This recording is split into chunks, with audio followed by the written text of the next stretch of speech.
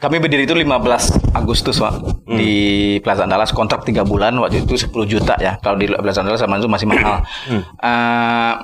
30 Septembernya kena gempa. Artinya belum habis kontraknya separuh udah kena gempa gitu. Seperti kayak disiapin jalan ya. Iya. Iya ya, walaupun kelihatannya seperti cobaan gitu ya. Tapi sebenarnya itu tuntunan Allah ya. Untuk Pas jalan-jalannya ada aja caranya gitu.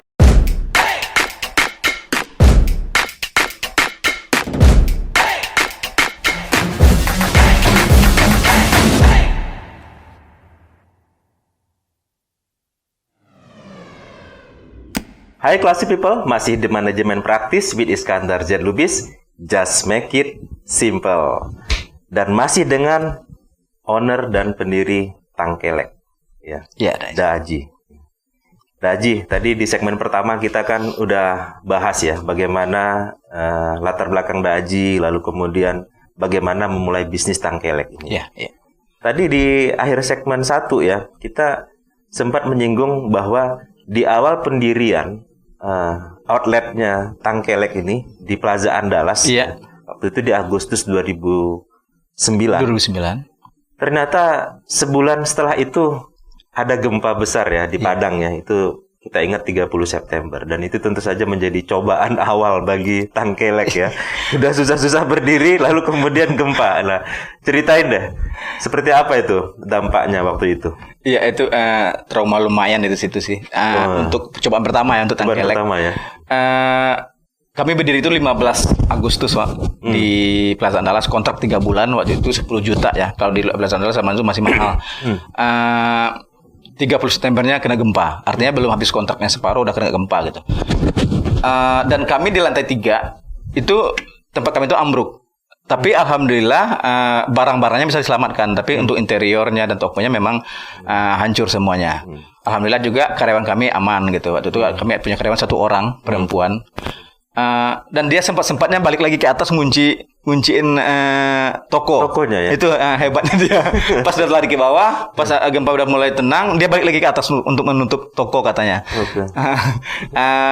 Kami lumayan. Sebentar, itu karyawan itu masih nggak sampai sekarang? Enggak sih. Udah lumayan berumur kayaknya. Ya udah berumur ya.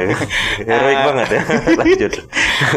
Tapi dia loyalitasnya tinggi tuh. Sempat ke atas lagi. Setelah itu gempa terjadi, Padang lumayan mati ekonomi waktu itu ya, tutup semua. Tapi ada hikmah satu lagi untuk Tangkelek. Kami mulai buka toko di Bukit Tinggi itu gara-gara itu awalnya. Akhirnya kami pusing untuk bayar kredit sama koperasinya. Jualan nggak ada. Ada teman Bambang Idaman namanya sekarang yang ownernya yang di Bukit Tinggi menawarkan tempat di Bukit Tinggi. Ambil bawa barang kami yang ada itu bawa ke sana untuk dijualnya biar dia yang bayar dulu angsuran sementara seperti itu. Sampai makanya waktu itu awalnya nggak ada kepikiran buka cabang di Bukit Tinggi. Itu semacam buka cabang yang terpaksa gitu loh. Tapi terjadi pengembangan bisnis jadinya. Iya, tapi pindah tempat itu. Oke, lanjut. Omsetnya lebih gede pada kami jual di Padang waktu itu. Oh iya. Antusias orang di Bukit Tinggi karena memang itu mungkin kota wisata ya dan kami tersadari itu. Iya, kami bukanya di Padang karena kami sambil kerja ya di Padang. Itu rahasia Allah ya, luar biasa. Rahasia Allah mungkin. Hikmahnya sangat besar sekali situ. Gak kepikiran ya bahwa kebutuhan orang membeli kaos itu lebih tinggi di sana ya daripada di sini waktu itu ya. Ngapain kita murung di Padang? Yang kena dampak kan cuma Padang doang, Bukit Pariaman ya. Maksudnya kota lain kan ada yang hidup gitu. Iya. Bambang itu membantu, dia cariin tempat, barang Tangkelek dibawa ke sana, dijual di sana. Alhamdulillah ini lancar lagi, pembayaran lancar terus. Di bulan Desember kami ditambahin sama koperasinya 25 lagi. Untuk buka di simpang lampu merah Ulak Karang Padang. Jalan Es Paman 187. Makanya 187 itu kami pakai sampai sekarang untuk kode Tangkeleknya gitu.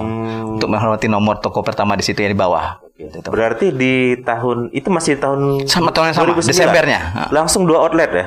Langsung 2 outlet. Berarti Bukit Tinggi dan sama Padang. Siapa sangka ya? Siapa sangka. 30 September gempa, di tahun yang sama malah jadi 2 outletnya tambahannya. Oke, keren. Setelah itu gimana pengembangannya? Bukanya di yang di lampu merah Ulak Karang Padang ini di simpang lampu merah tersebut. Tokonya kecil, Pak, kecil. Di Bukit Tinggi juga jalan 2009 sampai 2013 itu jalannya menonton seperti itu. Artinya saya sambil kerja ya, kali juga kerja. Tangkeleknya memang jalan, cuma jalannya jalan gitu-gitu aja. Akhirnya 2013 itu saya pikir saya harus resign. Kalinya juga tes PNS udah lolos malah. Oke. Si kalinya dia sempat lolos ke di Jambi. Tes PNS jadi guru seni rupa di Jambi. Tinggal saya sendiri berjuang. Saya mundur dari Singgalang, saya fokus di Tangkelek. Saya pindah ambil toko lebih besar di Masjidul Akarang. Sebelah sini sedikit. Sebentar, berarti dari 2009 sampai 2013 itu outletnya ada 3. Masih dua. Ya, Plaza Andalas sudah nggak lagi, langsung tutup ya. Oke. Berarti Bukit Tinggi dan Ula Karang. Sampai 2013 sampai memutuskan untuk berhenti sebagai karyawan. Dan fokus di usaha ini seperti itu. Itu terus gimana ininya pengembangan berikutnya? Itu sebenarnya ada kisah juga sih kenapa saya berhenti itu. Karena Khalid kan lolos PNS nih. Kata Khalid, ya udahlah Aji fokus di usaha kita. Nanti kalau ada apa-apa, kalau nggak cukup untuk membiayai, biar gaji saya yang kita makan berdua. Seperti itu. Maka keberanian saya fokus di usaha ini, seperti itu kisahnya. Nggak terlalu berani-berani juga awalnya. Seperti kayak disiapin jalan ya. Iya ya, walaupun kelihatannya seperti cobaan gitu ya, tapi sebenarnya itu tuntunan Allah ya. Untuk pas jalan-jalannya ada aja caranya gitu. Ada aja ya. Oke. Maka saya fokus di Tangkelek, saya buka di yang lebih besar, ambil ruko 3 lantai waktu itu. Kemudian buka satu lagi di Payakumbuh karena sudah fokus ya, nggak ada kerjaan kan. Artinya kerjaan saya bangun Tangkelek itu. Akhirnya saya pikir satu outlet di Padang aja yang saya pikirin terlalu sedikit kerjaan saya. Makanya kami mulai 2013 itu di akhirnya di Agustus kami buka di Payakumbuh satu lagi.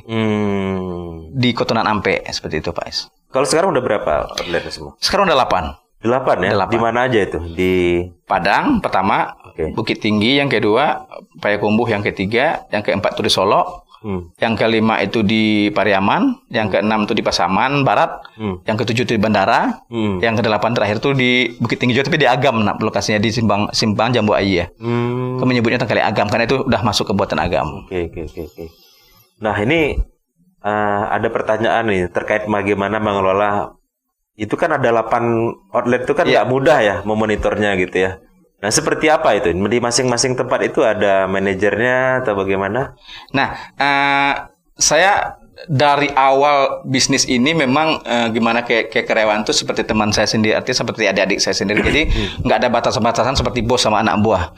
Saya bisa ditanya sama karyawan, saya jarang marah, hampir nggak pernah marah sebenarnya. Tapi kalau saya nggak suka paling diberhentikan itu aja. Untuk marah yang cerocos-cerocos itu nggak ada saya. Sadis. Iya maksudnya ya kalau udah parah kali tuh. Tapi jarang marah-marah, awas lu gitu ya. Kadang orang kan di bawah tekanan lah gitu. Karena kenapa saya melakukan itu? Karena saya pernah bekerja sama orang, Pak. Jadi rasanya dimarahin itu terasa gitu. Bagaimana kita dimarahin, dimarah-marahin tegas-tegas itu terasa rasanya gitu lah. Jadi saya ke karyawan nggak mau seperti itu. Artinya saya mau mereka itu bekerja memang dari perasaan mereka, dari hati mereka masing-masing gitu. Jadi Tangkelek yang 8 ini nggak semuanya punya saya. Oke. 4 di antara itu adalah karyawan-karyawan yang sudah loyal ke Tangkelek gitu, ownernya. Termasuk yang Bukit Tinggi yang Bambang ya, itu bukan punya saya, itu Bambang yang bantu saya pertama memang punya dia. Tapi mereka itu cuma setor fee-nya untuk membayar merek Tangkeleknya seperti itu.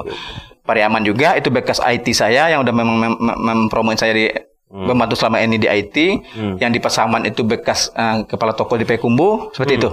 Pokoknya yang 4 Pariaman, Pasaman, Solok sama Bukit Tinggi itu bukan punya kami sama Khalid. Kami cuma 4 berarti. Iya. Jadi kedekatan dengan karyawan ini sepertinya menjadi salah satu rahasianya ya pengembangan bisnis ini. Jadi mereka tidak berpikir selamanya akan jadi karyawan.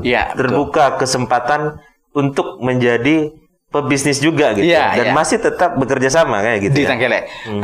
Kami bukan menyebutnya Tangkelek franchise bukan ya. Kita juga nggak buka waralaba untuk orang-orang yang maksudnya yang di luar sana nggak ada hubungan sama Tangkelek. Kita cuma mengasih sama orang-orang yang udah loyal sama Tangkelek, udah lama bekerja gitu. Jadi ada kebuka kemungkinan untuk mereka juga dapat jatah yang sama seperti itu. Karena saya juga ke karyawan Pak Is, saya memang saya percaya bahwa semua manusia ini punya hati ya. Jadi saat kita misalnya baik sama mereka, saya yakin mereka juga balasnya baik gitu. Jadi saya semuanya percaya sama mereka. Di toko saya jarang sih. Mencek-cek pembukaan juga saya jarang. Apa yang mereka laporkan asal itu masih masuk akal, nggak ada masalah. Saya orangnya nggak suka ribet. Itu kelemahan saya sebenarnya. Oke. Jadi pendekatannya lebih ke humanisnya ya, kemanusiaannya ya. Jadi mereka dengan sendirinya mengeluarkan potensinya karena merasa dipercaya, merasa dianggap, merasa dihargai ya gitu ya kayaknya. Iya, seperti itu. Oke. Jadi sedikit menghubungkannya dengan teori manajemen ini, Dak Aji ya. Ini saya tunggu nih. Kita kan di manajemen praktis ini sering sekali membahas mengenai balance scorecard. Balance scorecard itu kan 4 perspektif dalam mengelola sebuah organisasi agar seimbang. Jadi nggak boleh kita hanya fokus mengenai uang saja atau finansial saja. Tapi harus juga yang lain juga. Jadi di samping uang, finansial, perspektif, ada juga customer focus. Jadi customer atau pelanggan, bagaimana pelanggan ini senang. Karena pelanggan itulah yang mengantarkan uang ke kita. Iya, betul. Iya kan? Nah, kemudian pelanggan ini ya dia senang kalau produk kita atau layanan kita menyenangkan. Nah, itu bisa dihasilkan jika internal proses kita berjalan dengan baik gitu ya. Jadi mulai proses desainnya dan sebagainya, cara melayaninya semuanya.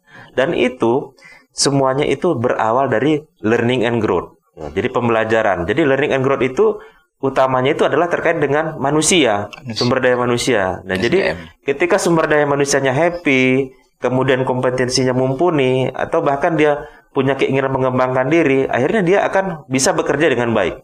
Nah, ketika dia kerjaannya baik, lalu kemudian produknya dia pun jadi bagus. Betul. Ketika produknya bagus, pelanggan senang. Pelanggan senang ngasih duit.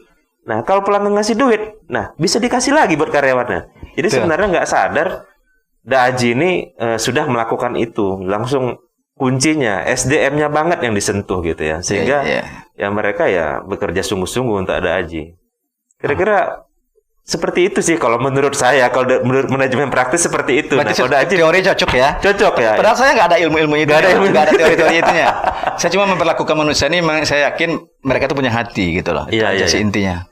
Jadi memang kita dari ngobrol-ngobrol dengan pelaku bisnis ya beberapa ya. Umumnya memang pendekatannya utamanya itu adalah humanisnya itu. Jadi kita di episode sebelumnya juga dengan salah seorang manajer hotel yang cukup ternama di Padang ini. Saya nonton sih. Nonton ya?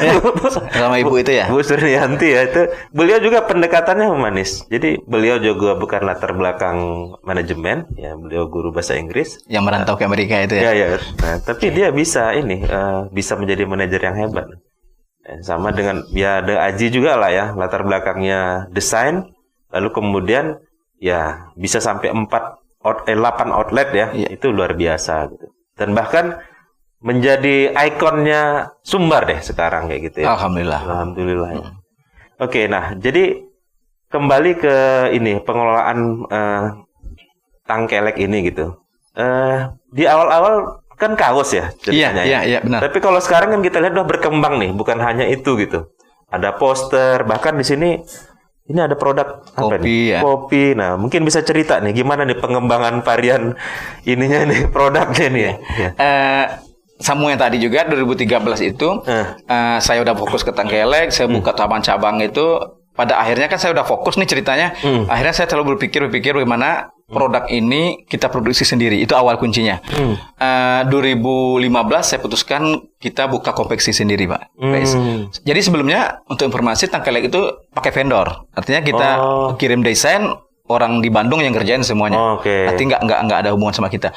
Kalau mulai 2015 kita murni produksi sendiri. Jadi Sumatera Barat, di Payakumbuh. Tapi 2015, 2016 sampai 2018 itu saya di Jakarta. Karena kan takut gagap ya, artinya nanti nggak tahu kalau mesin rusak di mana perbaikinya kalau langsung ke Payakumbuh. Di Jakarta dulu. Pada mulai dari 2018 kami putuskan pindah ke Payakumbuh dan sampai sekarang itu udah di Payakumbuh semuanya produksi kita. Gitu. Artinya berawalnya itu mengandalkan vendor ya, ada kalau istilahnya kalau bisnis model kanvas tuh key partner lah ya. Nah, ada partnernya. Bahkan setelah itu ternyata bisa kita kerjakan sendiri. Tapi ada tahapannya ya, nggak serta merta ya. Iya betul. Jadi tahapannya di Jakarta dulu. Jadi kalau ada masalah lebih dekat ke ini mungkin ya. Untuk pembelajarannya gimana? Yang bisa memperbaiki dan sebagainya. Setelah rasanya udah kuat, Payakumbuh 2018 sampai sekarang. Sampai sekarang. Itu kan kalau untuk yang kaos-kaos tuh. Iya. Nah tadi kalau yang kayak ini, kayak poster-poster, kemudian produk-produk yang lain itu mulai pengembangannya mulai kapan itu? Kalau poster dikerjain di sini juga. Poster kerjaan di sini, sweater juga kita yang kerjain. Yang kita vendor sampai sekarang tinggal tas, sandal dan yang aksesoris seperti itu, Pak.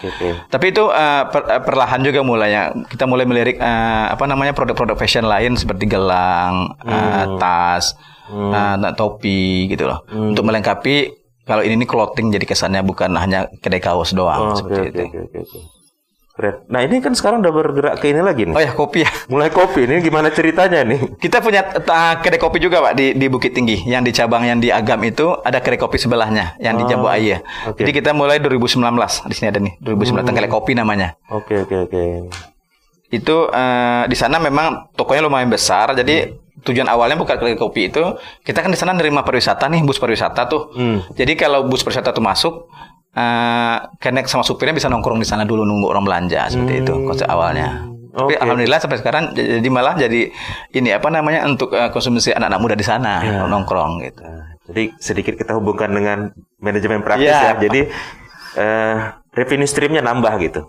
Jadi ketika pertamanya kita buka toko untuk jual katakanlah clothing gitu ya, kaos dan sebagainya, ternyata ada peluang lagi nih. Revenue stream pendapatan yang lain dari jualan kopi gitu. Nah, itu keren gitu. Ngalir juga sih, nggak ada teori juga tadi. Nggak ada teori, tapi mengalir aja ya. Nah itu luar biasa. Nah itu ide-ide inovasi itu dari siapa biasanya? Banyak kami sih. Lebih ke tapi seperti itu sih. Tapi saya alhamdulillah suka membaca juga sih Pak ya. Tapi bukan membaca teori-teori buku seperti itu ya, lebih ke pengalaman orang-orang lain gitu. Misalnya atau biografi orang-orang yang terkenal seperti itu. Jadi mulai membuka pikiran-pikiran juga untuk bagaimana caranya Tengkeleknya juga bisa berkembang gitu.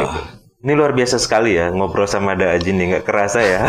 Segmen kedua ini durasinya sudah mau habis ya. Lagi ya? Nanti kita akan lanjutkan lagi ya di segmen ketiga ya. Jangan ragu ya. Agar Classy People monitor terus ya, dan jangan lupa subscribe, like, share ya, agar kita lebih semangat lagi menyiapkan materi-materi yang bermanfaat untuk bisa dibagi kepada semua orang. Oke, pantau terus manajemen praktis with Iskandar Z. Lubis, just make it simple. Saran buat Agus juga ya seperti itu juga. Jadi ketika kita menjadi pebisnis pemula, kalau kita ingin memang sustain dan pengen katakanlah berkibar di segmen itu, carilah segmen yang memang benar-benar unik gitu.